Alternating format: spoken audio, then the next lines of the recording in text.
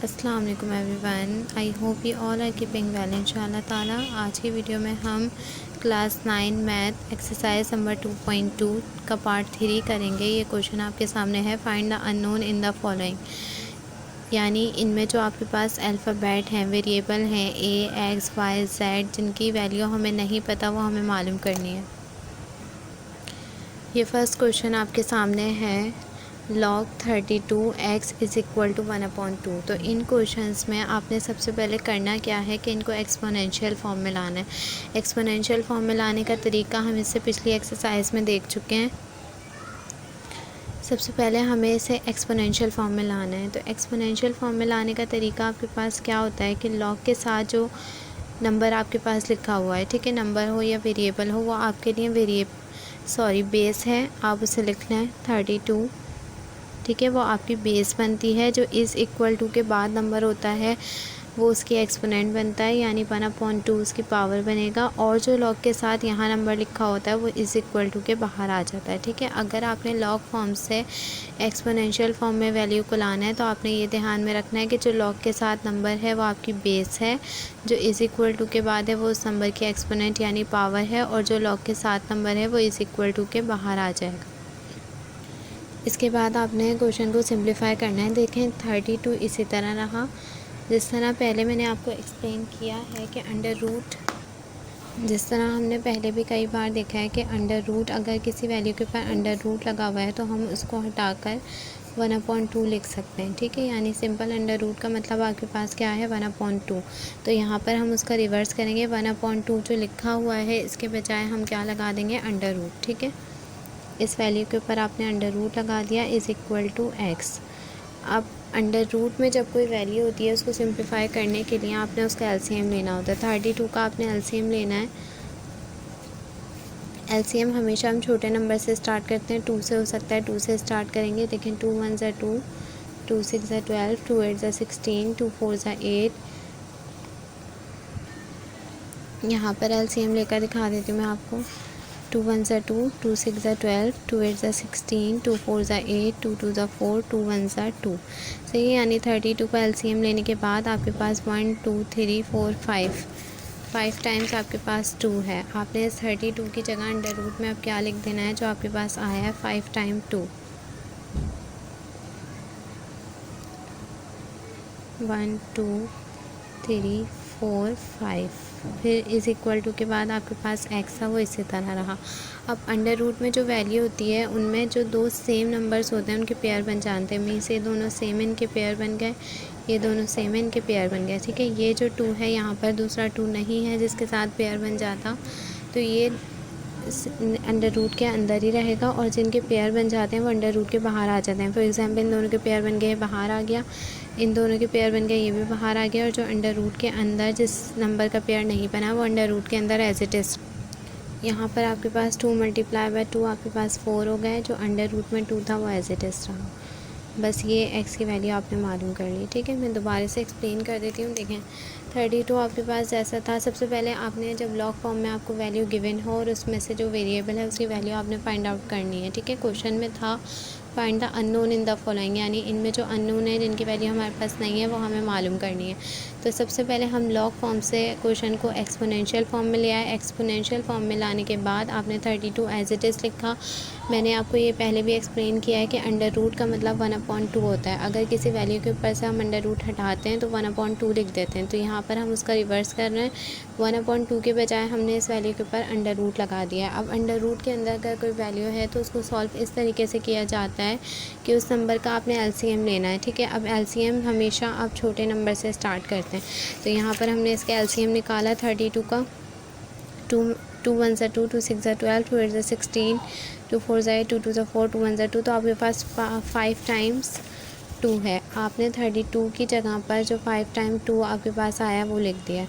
अब जो दो सेम नंबर होते हैं उनके पेयर्स बन जाते हैं। ये 2 सेम पेयर बन गया, ये 2 सेम पेयर बन गया। अब जो खाली ये 2 है इसके साथ दूसरा 2 नहीं था जिसका पेयर बन जाता है, ठीक है। तो ये जिनका पेयर बन गया ये बाहर आ गया, इनके पेयर बन गए अंडर रूट से बाहर हैं, और जो जिनका पेयर जिस नंबर का पेयर नहीं बना वो अंडर रूट के अंदर ही रहेगा। दूसरा आप जो बाहर हैं 2 2 हैं तो इससे मल्टीप्लाई हो गए, 2 × 2 4 आपके पास और x की वैल्यू आपके पास क्या आ गई है 4√2।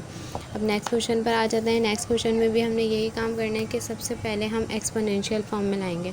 तो एक्सपोनेंशियल फॉर्म में लाने का तरीका मैंने आपको क्या बताया है कि लॉग के साथ जो वैल्यू यहाँ पर बेस में लिखी हुई है वो आपकी बेस है, तो आपने उसे बेस में लिखा। जो इस इक्वल टू के बाद नंबर है वो उस बेस का एक्सपोनेंट बनेगा, तो आपने एक्सपोनेंट बना दी यानी पावर, और जो लॉग के साथ नंबर है वो इस इक्वल टू के बाहर चला जाएगा। इसके बाद इसमें भी वही सेम कंडीशन है आपके पास कि अंडर रूट 1/2 के बजाय हम ए के ऊपर क्या लगा देंगे under root is equal to 3। अब इस क्वेश्चन में हमें क्या कंडीशन नज़र आ रही है कि देखें ए की वैल्यू जो वेरिएबल है हमें उसकी वैल्यू मालूम करनी है और यहाँ पर ए के ऊपर अंडर रूट है।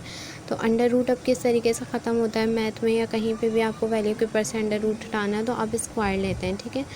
तो आपने स्क्वायरिंग ऑन बोथ साइड कर देना है। अंडर रूट ए के ऊपर भी आपके पास स्क्वायर आ गया और 3 के ऊपर भी आपके पास स्क्वायर आ गया। यहाँ पर आपके पास स्क्वायर से रूट हो जाएगा कैंसिल। हमेशा जो ये पावर 2 है इसको हम स्क्वायर पढ़ते हैं, स्क्वायर से रूट आपके पास क्या हो जाता है cancel. A is equal to 3 की पावर 2 का मतलब आपके पास 3 कितनी टाइम है 2 टाइम, ठीक है। कई स्टूडेंट्स ये गलती करते हैं कि 3 मल्टीप्लाई बाय 2 6 लिख देते हैं, ये गलत है। अगर किसी नंबर की पावर 3 की पावर 2 है तो इसका मतलब वो नंबर कितनी बार है 2 बार। तो 3 मल्टीप्लाई बाय 3 आपके पास कितने आ जाएंगे 9। या आपने ए की वैल्यू फाइंड आउट कर ली है। अब क्वेश्चन नंबर 3 पर आ जाते हैं आपके पास। क्वेश्चन नंबर 3 में भी सबसे पहले हमें एक्सपोनेंशियल फॉर्म में लेकर आएंगे। लॉग के साथ जो नंबर है वो आपकी बेस है, जो इज़ इक्वल टू के बाद है, चाहे वो वेरिएबल हो चाहे वो कांस्टेंट हो, वो उस बेस की एक्सपोनेंट यानी पावर बनेगी। और जो लॉग के साथ है नंबर वो कहाँ जाएगा आपके पास इज़ इक्वल टू के बाहर। अब इस क्वेश्चन में आपको क्या पॉसिबिलिटी नज़र आ रही है कि सिंप्लीफाई करने के लिए देखें हर क्वेश्चन में अलग अलग कंडीशंस हैं। अब इस क्वेश्चन में हम क्या कर सकते हैं, इस क्वेश्चन में अगर मैं इस 5 इसी तरह लिखा, अंडर रूट का मतलब 1/2 होता है, तो मैंने अंडर रूट की जगह अंडर रूट हटा दिया 1/2 लिख दिया। वाई पहले से मौजूद था अभी भी मौजूद है, ठीक है, इज़ इक्वल टू यहाँ पर 25 की जगह आप 5 की पावर 2 लिख सकते हैं, मीन्स 5 5 सा 25, यानी सिंपल हमने 25 का एलसीएम कर लिया है। 5 5 सा 25, 5 1 सा 5, ठीक है। तो हमने 25 की जगह पर क्या लिख दिया है 5 की पावर 2। इसके बाद आपके पास 5 इसी तरह रहा। यहाँ पर देखिए 1 multiply by y upon 2 is equal to 5 की पावर 2। अब इस क्वेश्चन में एक चीज़ ये नहीं थी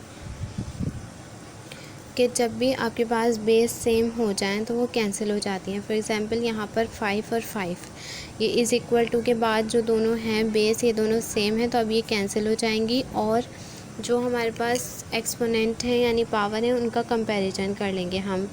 इज़ इक्वल टू से पहले क्या है y upon 2, is equal to के बाद आपके पास क्या है 2, वाई इज़ इक्वल टू जो 2 इसी तरह रहा। यहाँ पर ये 2 डिवाइड हो रहा है, इधर जाके मल्टीप्लाई होगा। y is equal to 2 multiply by 2 आपके पास 4। इस क्वेश्चन में आपने नया क्या देखा है कि जब आपके पास बेस सेम हो जाती हैं तो वो आपस में कैंसिल हो जाती हैं। नेक्स्ट क्वेश्चन पर आ जाते हैं। क्वेश्चन नंबर 4 है आपके पास। इसमें भी पहले आपने यही काम करना है, एक्सपोनेंशियल फॉर्म में ले आएंगे आप। जो लॉग के साथ नंबर है वो आपकी बेस है इज़ इक्वल टू के बाद पावर, और जो लॉग के साथ है वो इज़ इक्वल टू के बाहर। अब इस क्वेश्चन में आपको क्या पॉसिबिलिटी नज़र आ रही है कि जो 4 नंबर है हम इसका फैक्टर निकाल लेते हैं। फॉर एग्जांपल मैं इसकी जगह 2 की पावर 2 लिख रही हूँ, यानी 2 2 सा 4। फिर बाहर आपके पास है 3/2 इज़ इक्वल टू x। अब यहाँ पर आपके पास पावर से पावर कैंसिल है। देखिए यहाँ पर एक 2 अपॉन में है और एक ऊपर है, तो ये दोनों आपस में कैंसिल हो गए। 2 की पावर आपके पास क्या बची 3 इज़ इक्वल टू x। अब 2 की पावर 3 का मतलब कि आपके पास 2 कितनी टाइम है 3 टाइम्स। आपने 2 को 3 टाइम लिख दिया, या नहीं लिखें डायरेक्टली लिख दें जो आए आपके पास। अब देखें 2 2 सा 4, 4 2 सा 8, तो x की वैल्यू आपके पास यहाँ पर क्या आ गई है 8, ठीक है। नेक्स्ट क्वेश्चन पर आ जाते हैं। इसमें भी पहले आपने क्या काम करना है, एक्सपोनेंशियल फॉर्म में लाएंगे आप 10 y इज़ इक्वल टू 100। देखें यहाँ जो लॉग के साथ है बेस पे वो आपकी बेस है, जो इज़ इक्वल टू के बाद है वो उस बेस की एक्सपोनेंट यानी पावर है और जो लॉग के 7 नंबर है वो इज़ इक्वल टू के बाहर है। ये आपकी एक्सपोनेंशियल फॉर्म होती है। इसके बाद आपने इस क्वेश्चन में भी देखें, जब आपके पास वेरिएबल जिसकी वैल्यू हमें मालूम करनी है अगर वो हमारे पास एक्सपोनेंट में है ना, तो हमारी कोशिश ये होगी कि बेस सेम हो जाएं दोनों, इज़ इक्वल टू के जो 7 वाली बेस हैं दोनों सेम हो जाएं ताकि वो आपस में कैंसिल हो जाएं और हम जो पावर्स हैं उनका कंपैरिजन कर सकें। तो यहाँ पर कैसे बेस सेम हो सकती हैं, 10y इज़ इक्वल टू मैं 100 की जगह 10 की पावर 2 लिख सकती हूँ। फॉर एग्जांपल 10 मल्टीप्लाई बाय 10 आपके पास क्या आ जाएगा 100। तो यहाँ पर 10 और 10 बेस सेम हो गई, आपने बेस कैंसिल कर दी और आपके पास पावर्स का कंपैरिजन हो गया। y is equal to 2, y की वैल्यू आपके पास क्या आ गई है 2। नेक्स्ट क्वेश्चन पर आते हैं। क्वेश्चन नंबर 6 है आपके पास। इसमें भी पहले आपने यही काम करना है, एक्सपोनेंशियल फॉर्म में लाना है। अब तक सारे स्टूडेंट्स को पता चल गया होगा कि एक्सपोनेंशियल फॉर्म में किस तरीके से लाना है। अब यहाँ पर हम क्या करें, यहाँ पर देखें बेस सेम तो नहीं हो सकती। जो वेरिएबल हमें मालूम करना है ए, यहाँ पर बेस सेम नहीं हो सकती। यहाँ पर दूसरी कंडीशन क्या हो सकती है कि आपने जो ए के ऊपर 3 पावर है तो हम 64 का आपने एलसीएम ले लेना है। यहाँ पर जो 64 का आपने ऐसा एलसीएम लेना है, देखें 4 से स्टार्ट करेंगे कि उसकी पावर 3 आ जाए। फॉर एग्ज़ाम्पल 4 1 ज़ा 4, ठीक है, आपके पास 2 कैरी इधर चली गई, 4 6 ज़ा 24, 4 4 ज़ा 16 एंड 4 1 ज़ा 4। तो यहाँ पर आपके पास क्या आया है, 64 की जगह आपने लिख दिया 4 की पावर 3। देखिए यहाँ पर 64 का जो एलसीएम है, अब स्टूडेंट ये इस बात में कंफ्यूज होंगे कि ये 2 से भी हो सकता था, तो यहाँ पर यही चीज़ आपको एक्सप्लेन करनी थी। देखें बेस सेम हो नहीं सकती यहाँ पर, क्योंकि यहाँ पर आपके पास अल्फ़ाबेट है, ठीक है। अगर यहाँ नंबर होता है, यहाँ नंबर होता है, जो अल्फ़ाबेट वेरिएबल है वो आपके पास पावर में होता है, तो आप बेस सेम कर लेते हैं। लेकिन यहाँ बेस सेम नहीं हो सकती थी, तो हमने क्या कोशिश की, जो एक्सपोनेंट है वो सेम हो जाए ताकि वो कैंसिल हो जाए तो हम वेरिएबल जो है उसकी वैल्यू मालूम कर सकें। तो यहाँ पर एक के ऊपर 3 था ना, तो आपने 64 को जो फैक्टर निकाला है वो इस तरीके से निकालना चाहे कि 3 एक जैसे नंबर आ जाएं आपके पास।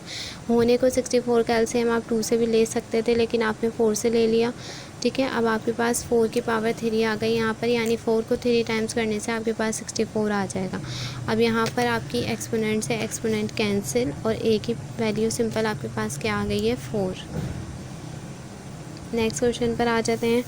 क्वेश्चन नंबर 8 है आपके सामने। ये बहुत इजी सा क्वेश्चन है। सबसे पहले हमने क्या करना है, इसे एक्सपोनेंशियल फॉर्म में ले आते हैं। जो लॉग के 7 नंबर है वो हमने वैसे ही लिखना है, जो इज़ इक्वल टू के बाहर है वो उसकी एक्सपोनेंट है और जो लॉग के 7 नंबर है वो इज़ इक्वल टू के बाहर। अब ये क्वेश्चन यहीं पर ही रह जाएगा, क्योंकि किसी भी वेरिएबल या अल्फ़ाबेट की पावर जब 0 हो तो वो 1 के बराबर होता है। तो इसको हम मज़ीद सिंप्लीफाई कर नहीं सकते, यानी 1 इज़ इक्वल टू 1 ही आएगा आपके पास। तो बस मज़ीद सिंप्लीफाई नहीं करेंगे और यही आपका आंसर है।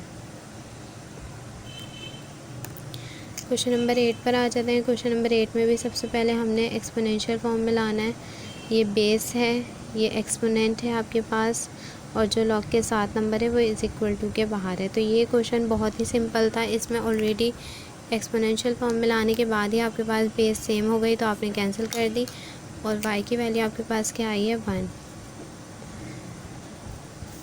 यहाँ पर आ जाते हैं नेक्स्ट क्वेश्चन।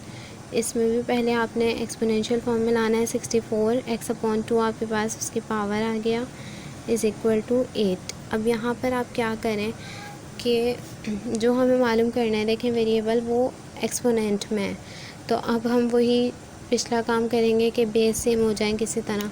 तो अब 64 का कुछ ऐसे एलसीएम ले लें आपके बेस सेम हो जाए। तो आपने 8 से ले लिया, 8 8 से 64, 8 1 सा 8, यानी अब 64 की जगह आपने लिख दिया है 8 की पावर 2 और जो बाहर पावर थी x/2 वो एज इट इज़ रहेगी जैसी है अभी, इज़ इक्वल टू 8। अब यहाँ पर ऐसा करने से सबसे पहले तो आपके पास बेस सेम हो गई दोनों की, तो दोनों की बेस कैंसिल। और यहाँ पर ये किस तरह कैंसिल हुआ, ये अपॉन में है 2 और ये नहीं है, तो यहाँ भी 2 1 ज़ा 2 2 1 ज़ा 2 कैंसिल और x की वैल्यू आपके पास क्या बची है 1।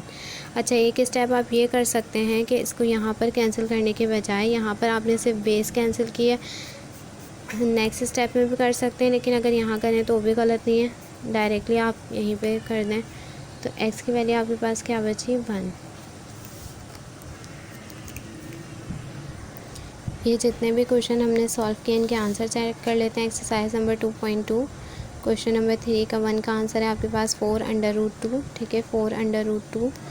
क्वेश्चन नंबर 2 है आपके पास a is equal to 9, a is equal to 9। Third है आपके पास y is equal to 4, y is equal to 4।